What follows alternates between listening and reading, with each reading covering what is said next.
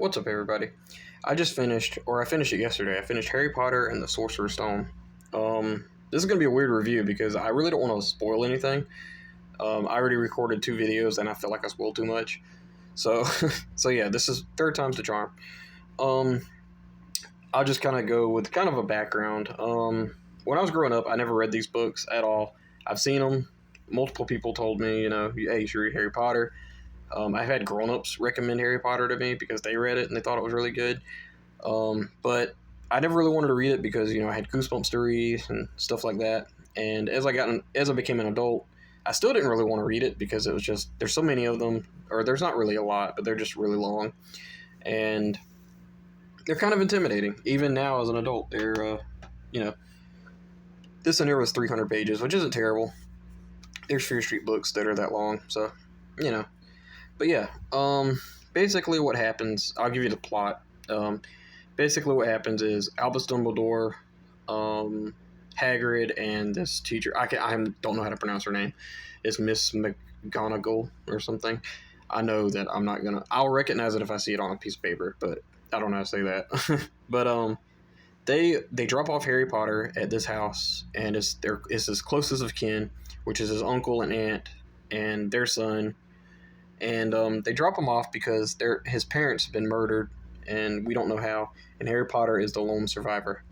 They drop him off, and we get kind of a glimpse into Harry's home life, and it's pretty terrible. His uncle's bad. His mom is kind of bad too, but his uncle's probably the worst.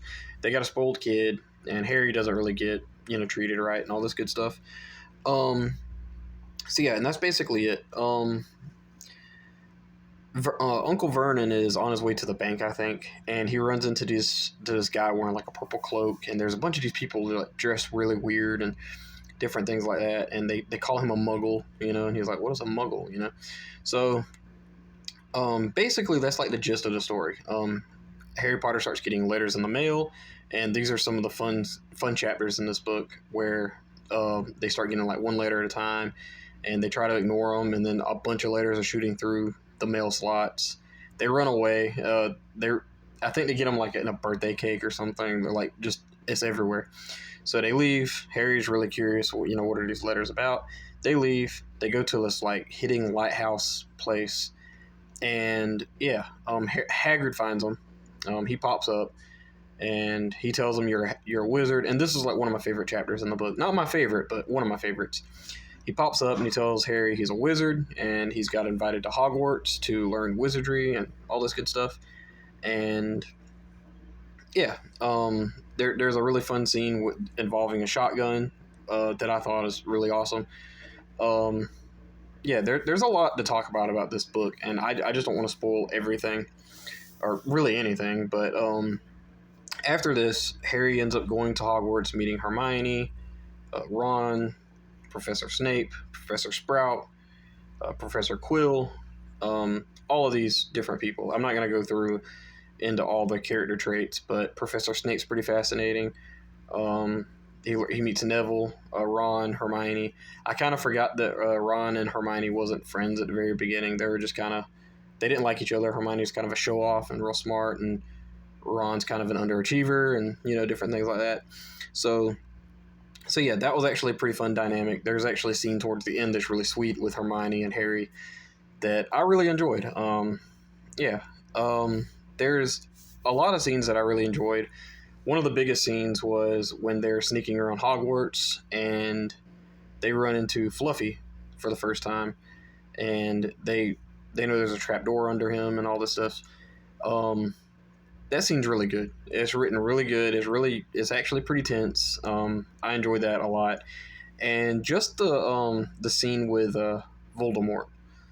Anything involving Voldemort, there's a scene where Harry goes and gets wands. Gets his wand picked. His wand picks him. And his wand is made out of the same stuff that Voldemort uses. And it's written in such a way that's just like, oh, that was cool. I was like, oh, okay, that's pretty awesome.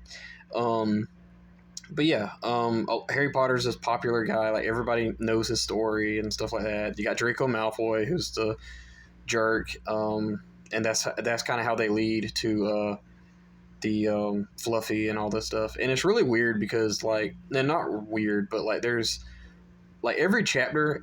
Like there's some chapters in this book that kind of felt random and just kind of thrown in there, but they all mean something. Like there's a chapter where Hagrid gets a dragon, and it just felt like random. I didn't remember that from the movies at all.